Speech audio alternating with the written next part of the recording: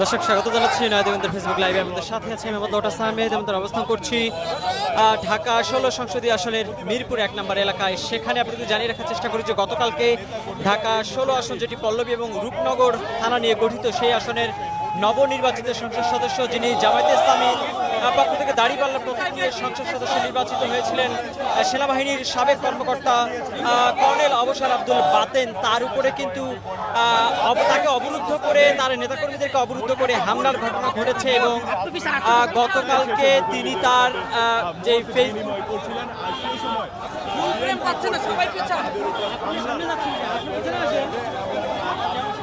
গতকালকে তিনি তার ব্যবহৃত যে ফেসবুক পেজ রয়েছে সেখান থেকে তিনি অভিযোগ করেছিলেন যে তিনি গতকালকে আসরের নামাজ পড়ার জন্য রূপনগর এলাকায় একটি মসজিদে গিয়েছিলেন এবং নামাজ শেষে তিনি মুসল্লিদের উদ্দেশ্য কথা বলতে গেলে তখন তাকে কিন্তু বাধা দেওয়া হয় এবং এক পর্যায়ে অবরুদ্ধ করে তার সাথে থাকা তার ক্যামেরা পার্সন সহ অন্য নেতাকর্মীদের উপরে অতর্কিত হামলা করা হয় এবং তাদের কাছে থাকা ক্যামেরা, মোবাইল এবং টাকা কেড়ে নেওয়া হয়। এমন অভিযোগ কিন্তু কর্নেল অবসর আব্দুল বাতেন, যিনি নবনির্বাচিত সংসদ সদস্য, তিনি করেছিলেন।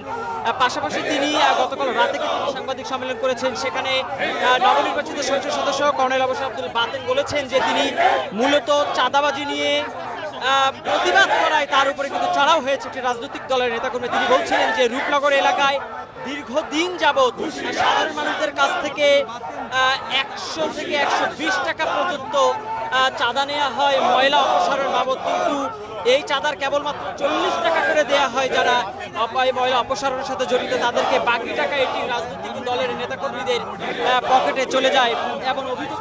এবং এটি নিয়ে তিনি প্রতিবাদ করায় মূলত তার উপরে চড়াও হয়ে রয়েছে রাজনৈতিক দলের নেতাকর্মী। তার অভিযোগ যে এই আসনে পরাজিত যিনি প্রার্থী রয়েছেন এবং বিএনপি থেকে যিনি প্রতিদ্বন্দ্বিতা করেছিলেন এবং বর্তমানে যিনি টেকনোক্র্যাট মন্ত্রী হিসেবে ক্রীড়া মন্ত্রণালয়ের দায়িত্ব পালন করছেন আমিনুল হক, তার অনুসারীরা এবং বিএনপির নেতাকর্মীরাই মূলত এই হামলার সাথে জড়িত। এবং কর্নেল অবসর আব্দুল বাতেন, যিনি নবনির্বাচিত সংসদ সদস্য, তিনি আরও অভিযোগ করেছেন যে প্রতিনিয়তই কিন্তু কর্নেল আব্দুল বাতেনকে তার বিভিন্ন কাজে বাধার সৃষ্টি করা হচ্ছে। তিনি বলছেন যে তিনি নির্বাচনের পূর্বে যেভাবে ভোট চাওয়ার জন্য জনগণের দ্বারে দ্বারে গিয়েছিলেন, ঠিক একইভাবে কিন্তু জয়লাভ করার পরও তিনি বিভিন্ন এলাকায় গিয়ে জনগণদের সাথে কিন্তু সাক্ষাৎ করছেন, তাদের সাথে কুশল বিনিময় করছেন। তবে তিনি যে কোনো স্থানে কর্মসূচিতে গেলে বিএনপির নেতাকর্মীরা তাকে আসলে বাধার সৃষ্টি করছেন, তাকে বিভিন্নভাবে বাধার সৃষ্টি করা হচ্ছে এমন অভিযোগ কিন্তু করেছেন এই নবনির্বাচিত সংসদ সদস্য। আজকে মূলত তার ওই প্রতিবাদে জামায়াতে ইসলামীর উদ্যোগে একটি বিক্ষোভ মিছিল বের হয়েছে।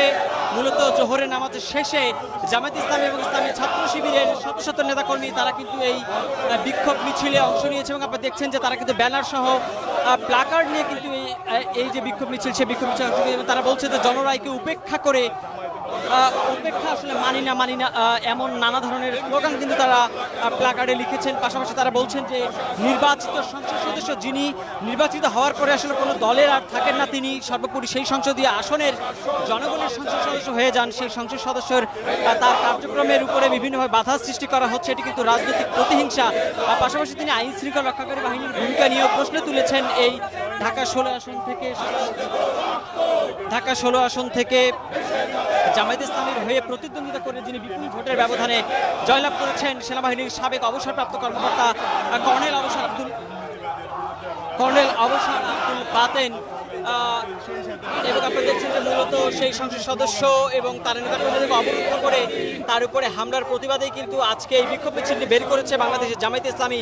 এবং আপনাদের জানিয়ে রাখছি যে ঢাকার অন্যতম গুরুত্বপূর্ণ সংসদীয় আসন ঢাকা 16, যেটি পল্লবী এবং রূপনগর থানা নিয়ে গঠিত, এবং এই 16 সংসদীয় আসন থেকে কিন্তু বাংলাদেশ জামায়াতে ইসলামীর হয়ে প্রতিদ্বন্দ্বিতা করেছেন কর্নেল অবসর আব্দুল বাতেন এবং তিনি কিন্তু বিপুল ভোটের ব্যবধানে জয়লাভ করেছেন এই আসন থেকে। এবং তিনি অভিযোগ করেছেন যে জয়লাভের পর থেকেই বিজিত যেই প্রার্থীরা রয়েছে কিংবা বিজিত দল যারা রয়েছে তাদের নেতাকর্মীরা নানাভাবে তার কার্যক্রমকে বাধাগ্রস্ত করার চেষ্টা করছে, তাকে তার কার্যক্রমে নানাভাবে প্রতিহত করা হচ্ছে এমন অভিযোগ কিন্তু তারা করছেন। পাশাপাশি তারা প্রধানমন্ত্রী তারেক রহমানের দৃষ্টি আকর্ষণ করেছেন যে তার দলের নেতাকর্মীরা একজন নির্বাচিত সংসদ সদস্য এবং তার সাথে থাকা তার ফটোগ্রাফার এবং ব্যক্তিগত সহকারী সহ অন্যদের উপরে যে হামলা চালিয়েছে এর দায়ভার প্রধানমন্ত্রী যেহেতু বিএনপির চেয়ারম্যান, সেহেতু প্রধানমন্ত্রী তারেক রহমানকে এই দায় নিতে হবে, এমনকি কিন্তু এই বিক্ষোভ মিছিল থেকে তারা আওয়াজ তুলেছেন জামায়াতে ইসলামীর নেতাকর্মীরা। আমরা কিন্তু সেই দৃশ্য আপনাদেরকে সরাসরি দেখানোর চেষ্টা করছি। আমরা যদি যে বিক্ষোভ মিছিলটি বের হয়েছে সেই মিছিলের চিত্র যদি আপনাকে দেখানোর চেষ্টা করি, যে একটি বিশাল বড় একটি বিক্ষোভ মিছিল সেটি কিন্তু বের হয়েছে এবং সেই বিক্ষোভ মিছিল কিন্তু এই মুহূর্তে এগিয়ে যাচ্ছে এবং বিক্ষুব্ধ যে জনতা তাদের স্লোগানে কিন্তু বলা চলে যে উত্তাল হয়ে উঠেছে এই ঢাকা 16 সংসদীয় আসন। এবং আপনারা দেখছেন যে নির্বাচিত সংসদ সদস্যের উপরে হামলার প্রতিবাদে কিন্তু মূলত আজকে বাংলাদেশ জামায়াত ইসলামীর উদ্যোগে যে বিক্ষোভ মিছিল, সেই বিক্ষোভ মিছিলটি বের হয়েছে এবং বিক্ষোভ মিছিল আমরা দেখছি যে বাংলাদেশের লাল সবুজের পতাকা সহ এর প্রতিবাদে বিভিন্ন ধরনের প্রতিবাদমূলক প্লাকার্ড হাতে নিয়ে কিন্তু নেতাকর্মীরা তারা মিছিল নিয়ে এগিয়ে যাচ্ছেন। দর্শক, আপনাদের সরাসরি যুক্ত করেছিলাম ঢাকা 16 সংসদীয় আসনের মিরপুর এলাকা থেকে। সেখানে ঢাকা 16 আসন থেকে নির্বাচিত সংসদ সদস্য কর্নেল অবসর আব্দুল বাতেনকে অবরুদ্ধ করে হামলার যে অভিযোগ এসেছে তার প্রতিবাদে জামায়াত ইসলামীর উদ্যোগে যে বিক্ষোভ মিছিল সেটি সর্বশেষ দেখানোর চেষ্টা করছিলাম। আপনারা নতুন কোনো আপডেট নিয়ে আমাদের সাথে যুক্ত হবো, সে বন্ধু নয় দিন কিন্তু সাথেই থাকবেন।